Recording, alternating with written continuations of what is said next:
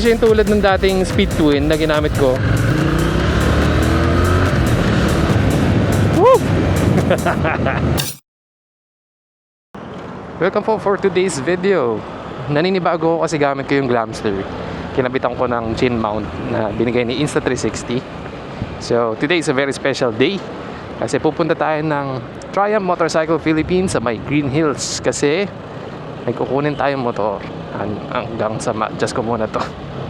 So kung nakita nyo na yung thumbnail, possibly may idea na kayo kung anong motor kukunin ko. And for the next few days, nasa atin ito for us to do content and gawa na rin ng review. Actually, ang dali pala mag-content gamit tong Glamster. Pakita ko sa ang dami kong moving space. Mas parang hindi super ipit yung mukha ko. Parang dali magsalita. Pero anyway, I'm really excited. So, thank you so much to Triumph Motorcycle Philippines, kay Sir John for lending us the motorcycle. And yeah, iwan muna natin tong Vespa na to. Little bit of detail, last Sunday was the 6th anniversary ni Triumph Motorcycles dito sa Pilipinas. Wow, sa Pilipinas. And they celebrated it with a small gathering and as well as a parade. Now, nagkataon is walang kumukuha ng Speed Twin 1200 RS and I took the chance. So, hindi na siya yung first time na magagamit kapag kakuha natin today. It's my second time. And nagamit ko rin siya for quite a while kasi mahaba rin yung parade. It's from Triumph Green Hills papunta ng PGC sa kanilang branch doon, and then papunta ng Intramuros and as well as Binondo, tapos pabalik.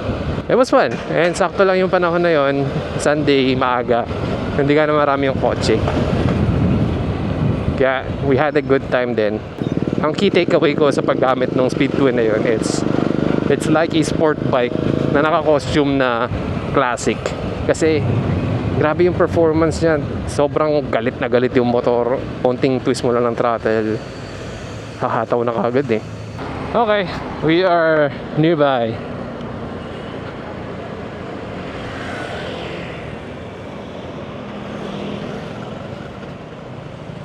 Ayan si Sir Chris. Ano yung kanam? Kaya yung hiram ng Speed Twin.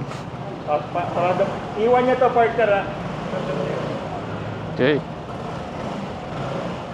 Display nyo na rin to, sir. Okay, so ito yung Speed Twin 1200 RS. Ano yun, sir? Bagong dating. Yung susi, sir, iwan ko na lang din, ba? Ay, dalhin na sir, basta wag nilang po ilang pa. Ah, sige. Para matulak-tulak na yun. Okay. Sir pala. Ay, sige po. Sir Chris. Ito daw, yes. Okay. Asyan. Yeah. Teka lang, pasok mo na yung gate pass. Okay. So, sigasuhin muna natin yung gate pass.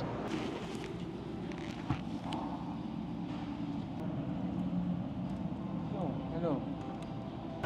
Ano, sir? Salamat, ah. Sir, thank you very much. Pasabi na lang kay Sir Chris. Masok na. Okay. Silang din. Sir, thank you very much. Thank you rin, thank you. Wednesday na lang. Sige, brother. Thank you. Okay. So, this is... Hello ulit.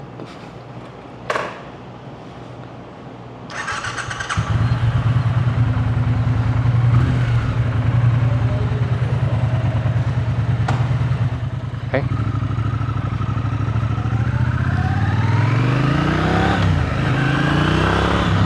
Woo!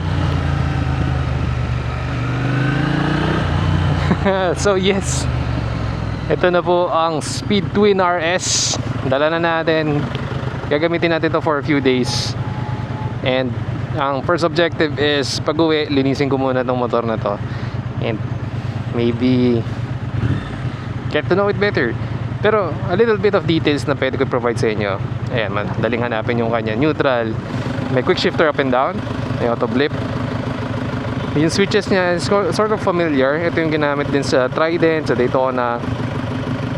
Yung cruise control, walang cruise control. Okay, wala siyang cruise control. Brembo MCS, master cylinder, reservoir. Now, ang aircon nito is a very sporty one.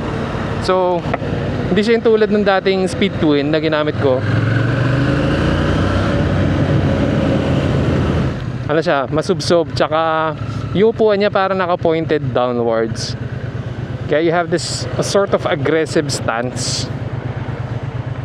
And hello again, bar and mirrors ulit. Pero ang laki ng visibility ng bar ends.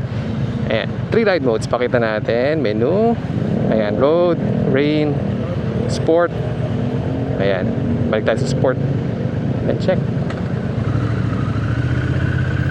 Gusto ko yung timpla ng clutch nito. Or it's just, meron na talagang, may hatak na talaga yung speed twin from the start.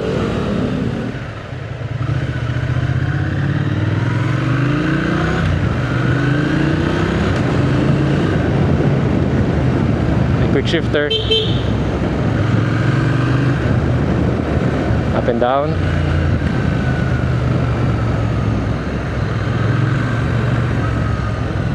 And it's kind of aggressive. Papasok. Pero pag nasa low RPM ka, it's gonna be mad. Now, ang kulang na experience talaga dito para sa akin is yung kanyang exhaust. Ang ganda nito pag naka-exhaust na eh. Kasi galit na galit yung makina. Ramdam mo yung power. Really a sport bike na nasa nakaka-itsurang classic eh. It's very deceiving.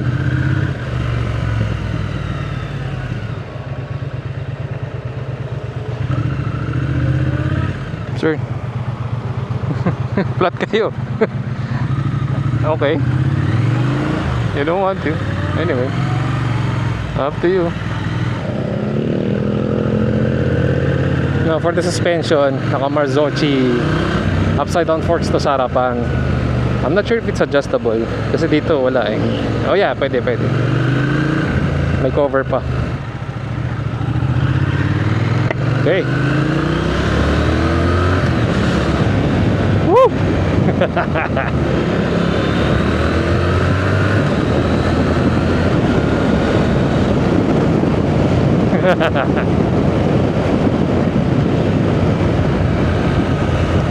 Wild.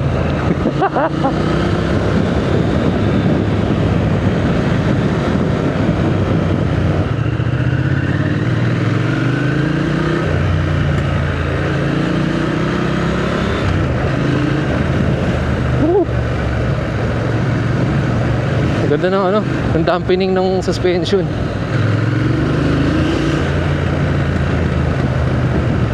Ba't may bisikleta?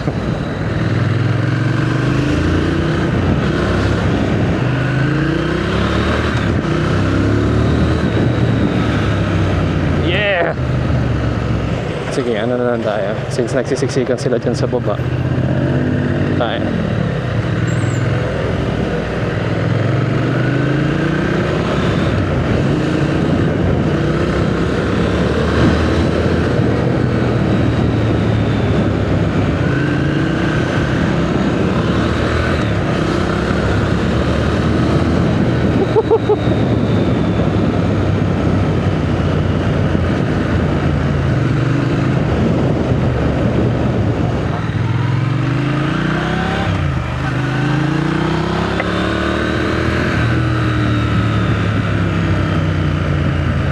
So that's it for our episode today.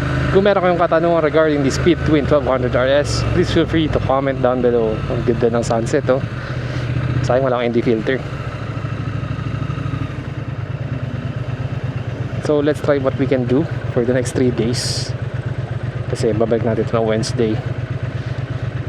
Paala na.